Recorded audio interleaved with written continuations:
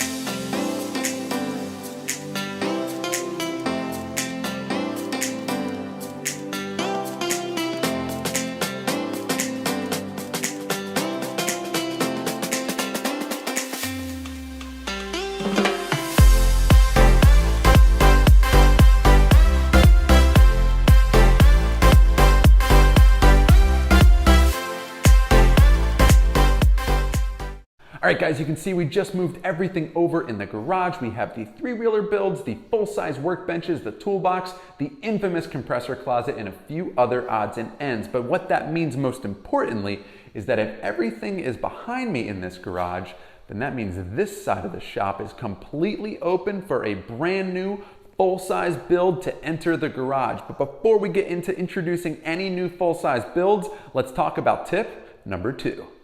So tip number 2 in outfitting your dream garage and making sure that you're not actually building a frustrating workplace is lighting.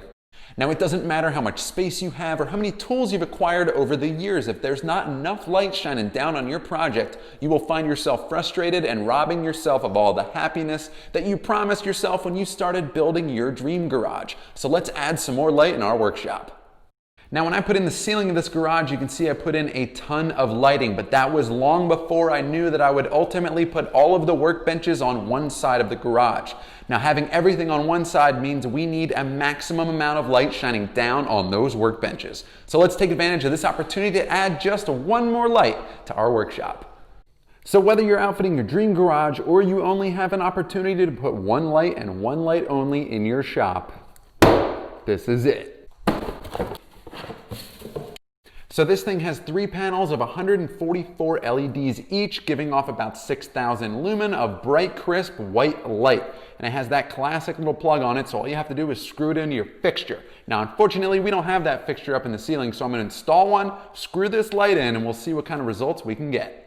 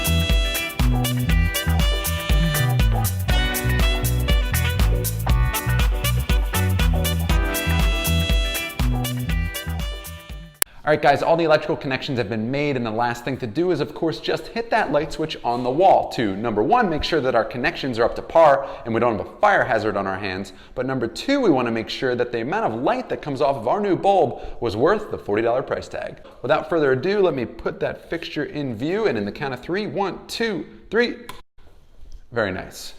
So, really bright. You can see over by the workbenches here, there's plenty of light for any projects that we have in store. So if your garage is lacking in terms of light in the shop, I highly recommend whatever this light was called. Sorry guys, found the box. Here it is. It's a Beyond Bright Ultra. It's a motion activated light from Home Depot, and it's about $30. You can see right there, it's 750% brighter than any light bulb you and I have ever used. So this is definitely the one for you. It's 6,000 lumen, and according to the box, it lasts 30 years. So unless you don't plan on using light in 30 years, this is the one for you. Guys, the third and final tip in making sure that you get the most efficient use out of your garage or workshop is power. Now, I've outfitted this garage to have outlets every 6 to 8 feet on every single wall, and that has proven to be super useful. But as every garage or workshop owner eventually discovers, there's that one location that's essentially an electricity desert. Take this area behind me as an example. This will soon be the home of our media blaster, our drill press, and our benchtop grinder, which means I'm going to need a lot of receptacle real estate. Outlets. And I don't want to be the person with a bunch of adapters on each outlet. So with that being said, let's go ahead and upgrade our ability to generate electricity. So we're going to go ahead and install this 10 outlet power strip designed for the workshop garage, put out by no one other than, yep, you guessed it, Plug Mold Tough.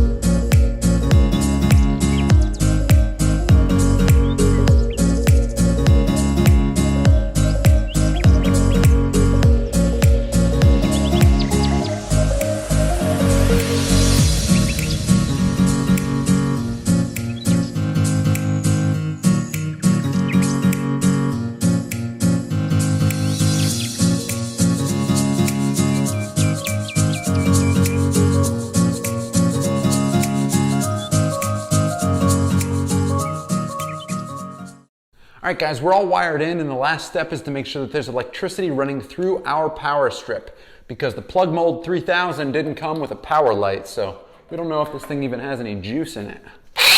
Oh yeah, all good. Guys, I hope the tips and tricks in today's video maximize the enjoyment you get out of working in your garage workshop. Be sure to subscribe to the channel and hammer down on that like button if you learned anything in today's video. If you didn't, well, be sure to hit up Ed Gasket Garage on Instagram for content between videos. And as always, guys, if you need us between now and that next video, we will definitely be spending our time in the garage.